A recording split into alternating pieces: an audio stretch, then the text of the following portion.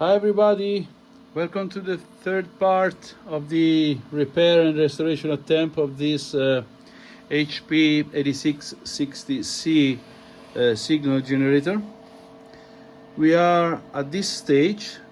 In the last videos we have seen that the power supply is doing what it should, and we got all the voltage rails up and running. But we are stuck at this position of the digital section, and we have no display, and it's frozen, no keyboard reaction, nor the encoder and switches. Now, studying the service manual, I got this flow chart, which is a digital step-by-step task. So in other words, is what is the digital section doing step by step. And this is driven by the firmware, which is written in the ROMs. So that is what is written into the ROM. Now this test point is meant to switch the unit into manual step mode, and this will get to 0. So this is the very beginning of the booting in a modern language. So if I step through all the passages, I've got all the passages in this flow chart until I will find I'm stuck at this position, which is a point, call it, let me see if I can find it again. So it's a certain step that should be done at this point, but it's unable to do it. And looking at the manual, it seems that it is related to this board itself. It seems that the code is not able to step ahead. Now, since the codes are decoded by those decoders, I am afraid that we may have a problem of coding here. So I want to check if the signals over here are okay, and if the multiplexer we have here are doing what they should. So for do that, I need to extract the board and place it on board extender, and that comes into a problem. As you can see, this board has two edge connectors with different numbers of pins. Now, this one is very common, 15 pins, which it's a pretty common board extender, which easily we can find in many instruments. For this side, it's different, as it is 18, and it's not quite often available. So what I've done, I have managed to trim a bit the edge here and make this able to get in, and I will not use the last actually four tracks, and I have cut it a slot here, a groove, in order to overcome over the connector itself. So there is the board connector that should go here. But then I have another problem. This is too short. So as I have cut this last time onto the frequency counter project, I've got some spare pieces of this board, so I decided to prepare it and have the same length. This should allow me to have to recreate the same working condition with the board out of the instrument, and maybe can make some measurement. Well, as you can see, I'm stuck at the same position with the LEDs this point. So I have recreated the same condition.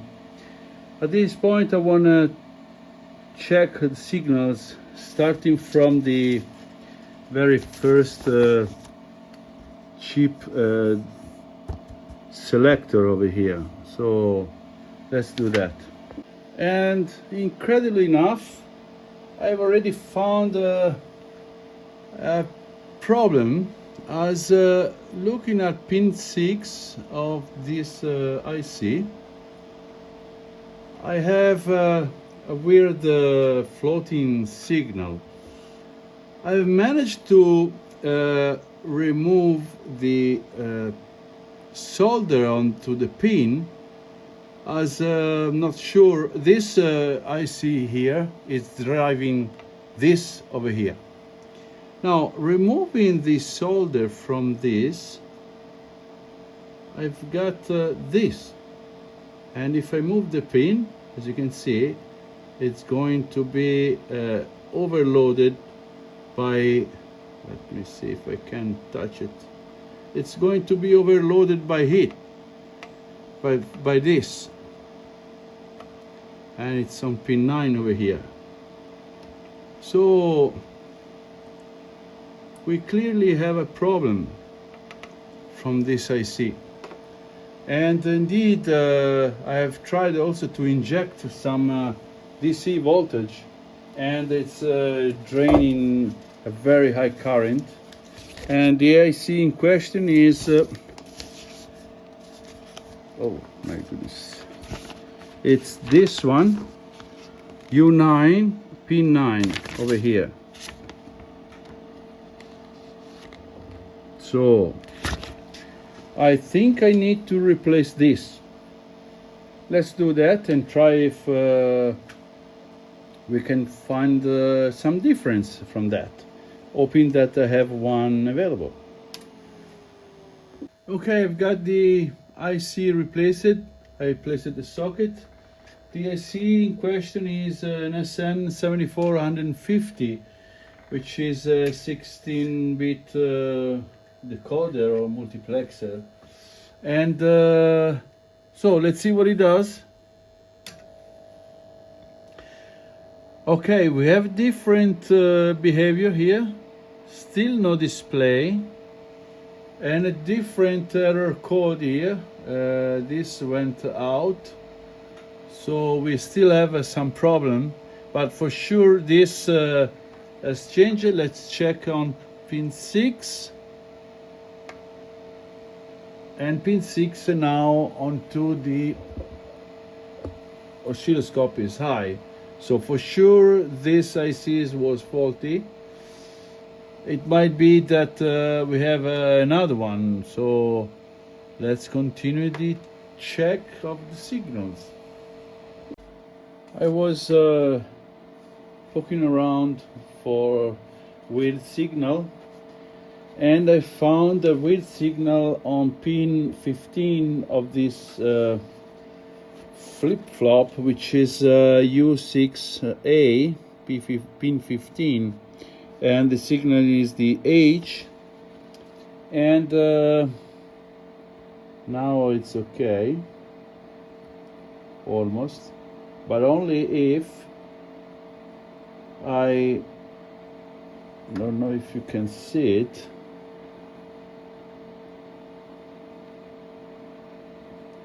If I move the pin over here, it's starting to do something, and as you can see I have something onto the screen. So it turns out that this prom is the culprit, and that is a very bad news, as these are very rare ICs, and yeah, it seems that we have a fault one. And by the way, the display now is starting to behave. And if I have desoldered the pin of this prom, and it barely touched, but I'm able to remove the contact of the pin itself, and yeah, it started to behave. So there might be the possibility that this, as you can see now, it's doing what it should, and if I place the pin in contact, it's going to be floating, and I'm afraid we have a problem here. Need to find a solution for that. Well, as you can see, I found a solution, and now I'm having a working control unit. And what I've done, I've simply found locally another instrument, and I grabbed the board from the other one. I will show you in a minute what I've found. It was an extremely high level deal. Let me show. So beyond the other instrument, which includes those two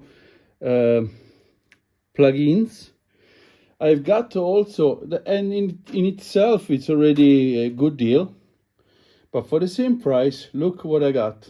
Would you look at that? Those two they came separately. I have purchased it on my own, but those was included in the second instrument that I bought locally, and the whole deal, including the instrument, was for 180 euros, which I believe it was a very, very good deal. I think I have all the kind of the plugins this instrument can have. Indeed, I have AM and FM, phase modulation and FM, and the auxiliary section, which is meant to be used with an external signal generator for AM modulation. And then I have 3 different RF section, and starting from 86601A to 86603A through the 86602B, which is the scaling of the output ranges that this instrument can give, starting from 100 kilohertz to 110 megahertz up to 2.6 gigahertz. This is another 2.6 gigahertz section for spares. It's missing the attenuator. And here I have another phase modulation in FM and the 2.6 gigahertz RF section. By the way, the instruments, both of those, has the option 100, which is a special option that allows to use those two high frequency plugins in gigahertz ranges. Indeed, it's called frequency extended, which it's meant to provide the feeding for those input for those plugins. So that is really nice. I'm really excited to test all of those. Not sure if they work. They're not. Probably there will be a lot of repair to do. But the main thing that I was looking for is to see if I could be able to bring it back to life, and it seems I did. Now the problem is to find a way to replace this ROM. But Usually I don't do this, I don't like it, but in this case I think I will remove this ROM. I will place a socket, I will remove the ROM from here.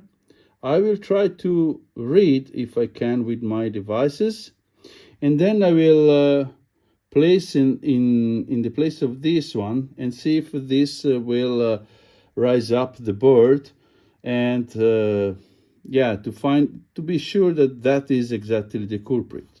So let's do that and make some room onto the bench. All right. So, but one funny thing of this deal is that the person that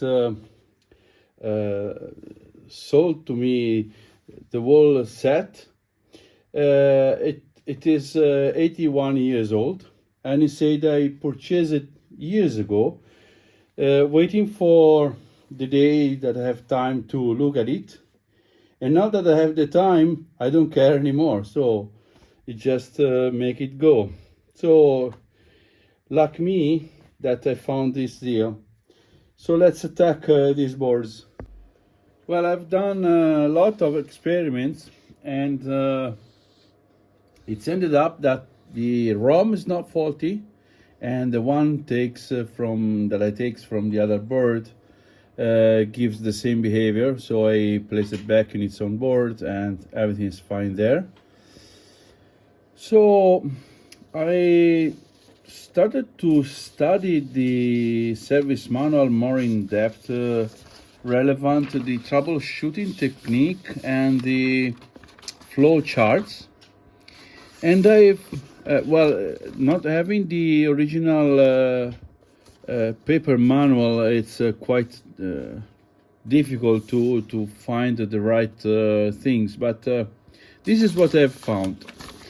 At the very end of the service manual, we have the power on initialization data flow, which simply gives the step-by-step tasks that are performed by the digital section. And this is what it's doing. So I'm going to power up.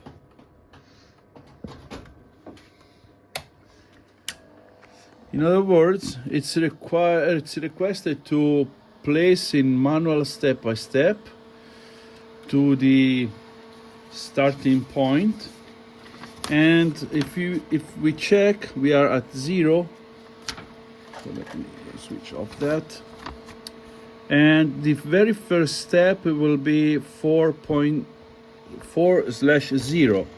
Now this is meant to be read like that. So these are machine codes. So we have the very first section is those 3 and then the other 4.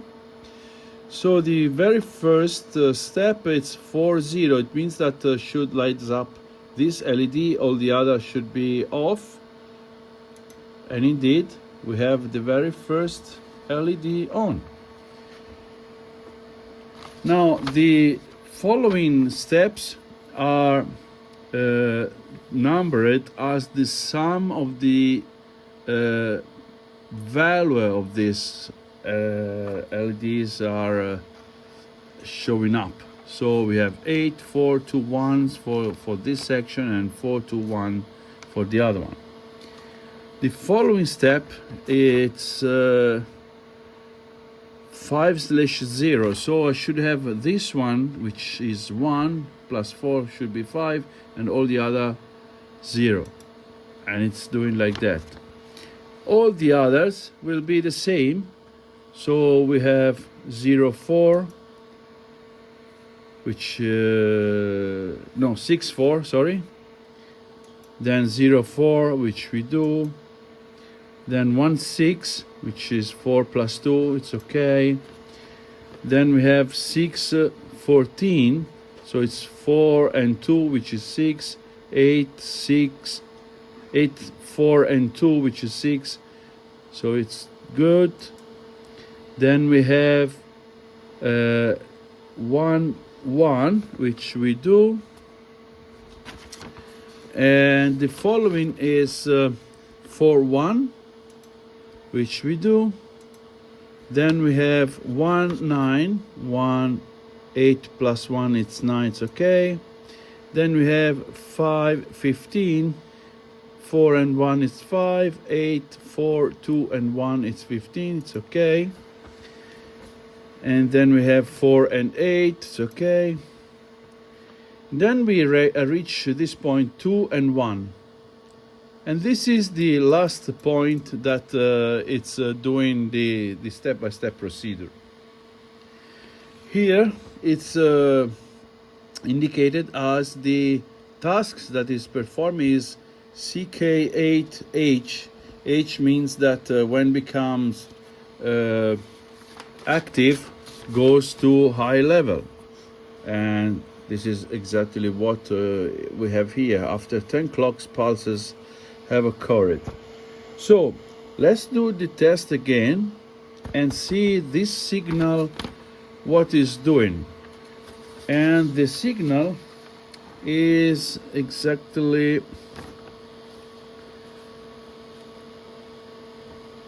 I think over here, CK8H, and on pin 23, 1, 4 and 6 of U20.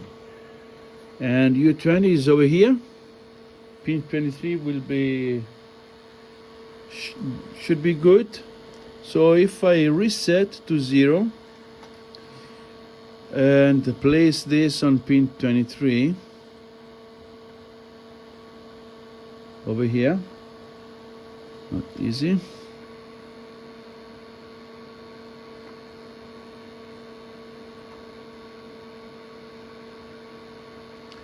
Okay, I'm going to make all the steps, and then it's trying to go to high state, but it's floating. It seems that there is something that is overloading the signal, and since this signal is going to 1, 2, 3, 4 and 5 ICs, I think what I need to do is to remove the pins as I've done before until I will find the one that is overloading.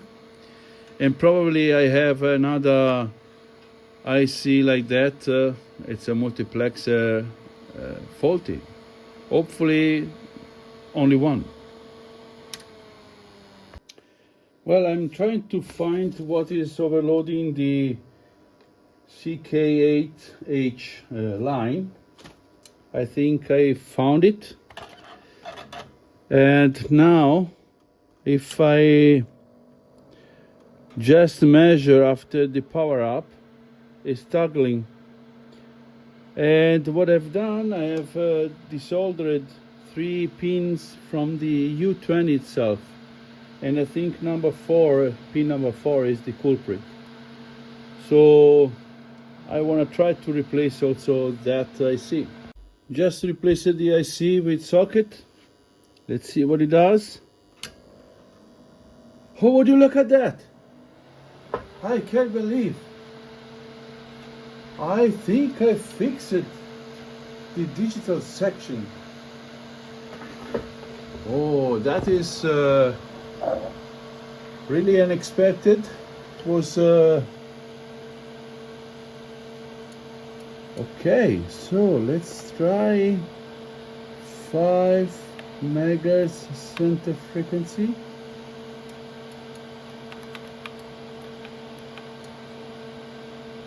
Oh, clearly I don't have center frequency. I don't have the plugins, so maybe that is the reason why. Let's try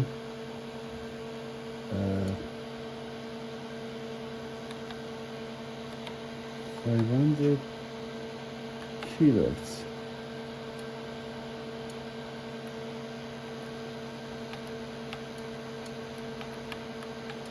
Okay, but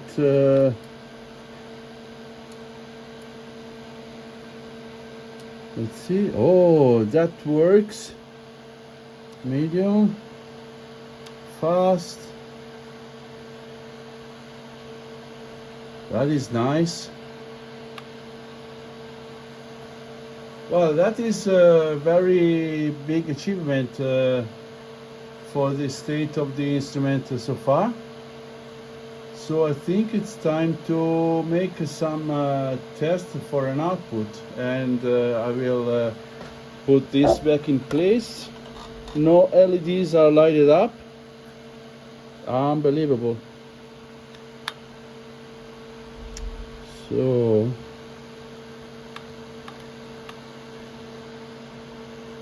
center frequency, if I want 1 megahertz. I need to study a bit more, but I think we should go with that. Well, I've just inserted the other board and I see that there is something still wrong in the other. As if I press, let's say 5 megahertz, center frequency should remain as my frequency of reference. And if I go back to 1 megahertz center frequency, this is the right behavior. I think we have still something wrong on the board, but what a big jump ahead. So it might be that we have another faulty IC here, and that would be sad, as I don't have any more. I finished my stash. So let's try to troubleshoot this problem, because I'm sure should behaves like that. If I do this, I should lead as 5 gigahertz should lead out of range. The other board doesn't. I have again the board in the instrument.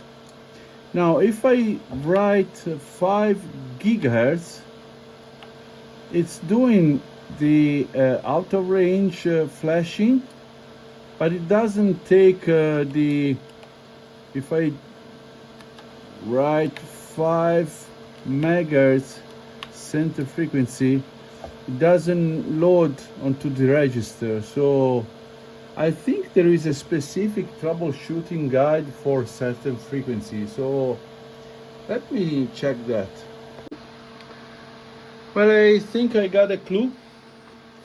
I'm into the center frequency flowchart check, and I'm currently at point 112, which is right here. And if I continue, I'm going to 22, which is correct.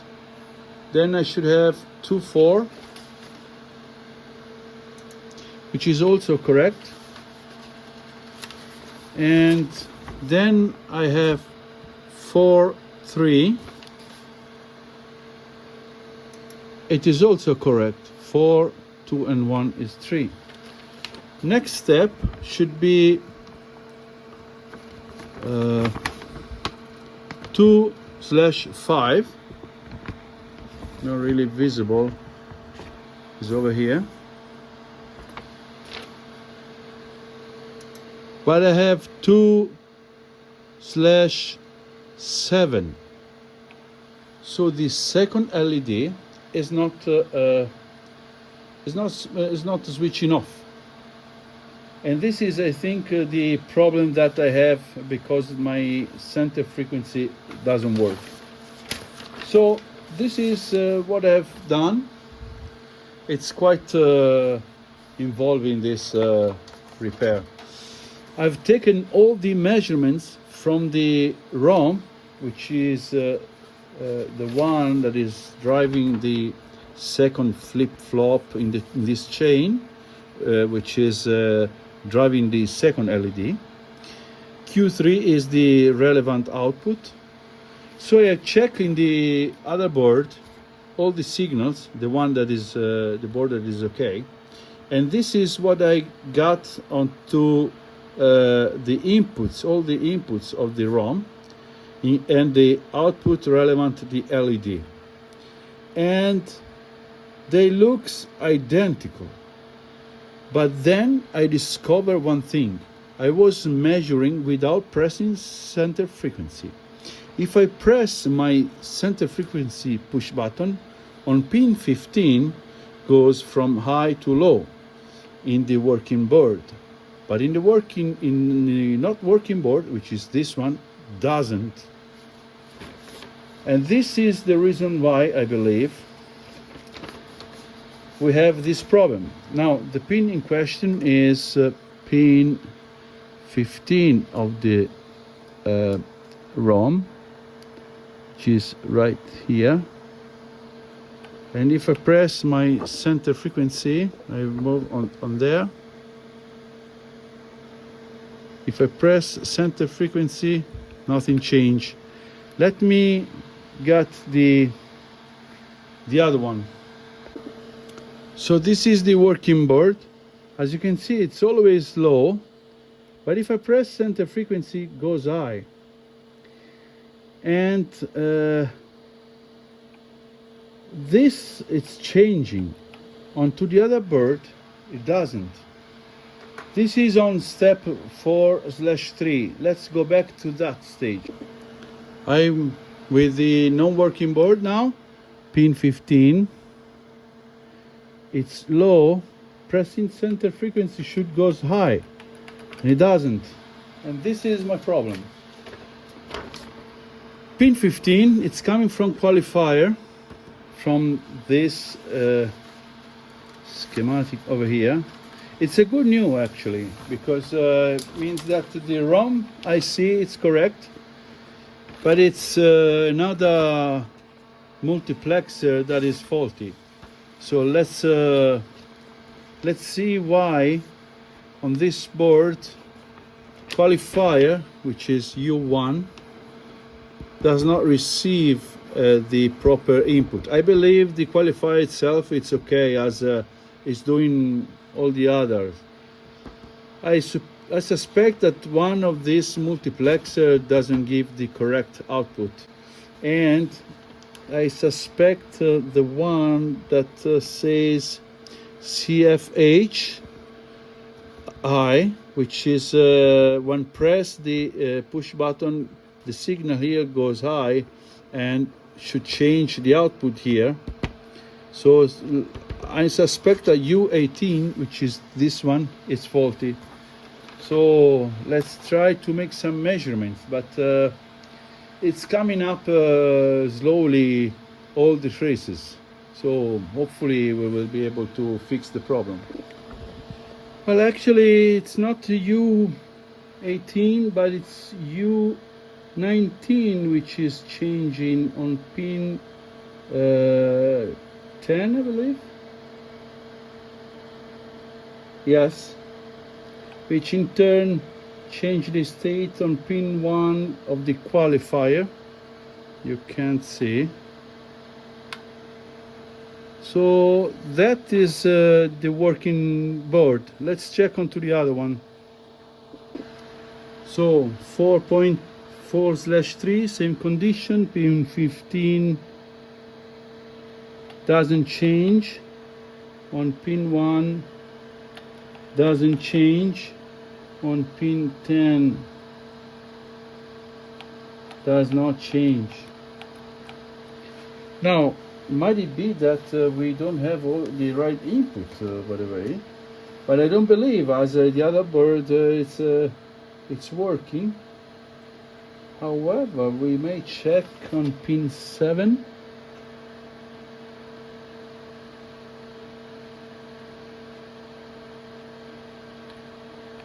Nothing changed here. And pin 1, nothing changed here. Pin 21. Oh, it might be that it's overloading the signal as was doing this one. So 24, 23, 22, 21. Yes, we have the change of the signal here, but doesn't change the output. So let's replace that. All right, the IC is replaced. So let's try to place our 5 megas 3 to 1. Oh yes, it's fixed. It's totally fixed so far. I mean, for the fault that I have found. I still believe that there is something wrong with sweep circuit, and I think the problem is on to another board. But this I will take care later on. So if I place, let's see, 500 kilohertz sweep, and it takes. So if I place onto auto, I don't know if I should see the number rolling, as this should be the time or the rate, slow, medium, fast. Not sure if it's working, so I think it's now time to reassemble this DCU and see if we have some output from this instrument after so long time and long work. So I've placed two plugins, the AM and FM modulation section, plus the 0.01 210 megahertz RF section. Let's see what it does. Oh, look at that. We have an output. Oh, it's rising up slowly. Okay, probably there was an out of lock in some internal oscillator, but it's now stable. And let's take a measure of frequency. It's reading 840 kilohertz, so it seems out of frequency. And yeah, it's I don't expect that this is working as it should. Let's try to change frequency. Yeah, if there is an offset of almost 200 kilohertz, and it's a bit floating, so I suspect that there is an oscillator that is not well locked. Yeah, not stable, but we do see something going on. For example, here we have a change in amplitude, which is not correct. Completely out of alignment for sure, or maybe some additional faults. Look at that. Yeah, there is something still wrong here, but we have some output. Let's see if we have modulation. AM 1000 kilohertz. Yeah, we have modulation indeed. Let's see, FM. Not sure if we are able to see. Yeah, we have it. Let's see, like that, more. Yeah, well, at this point we have an almost working unit, at least to this extent.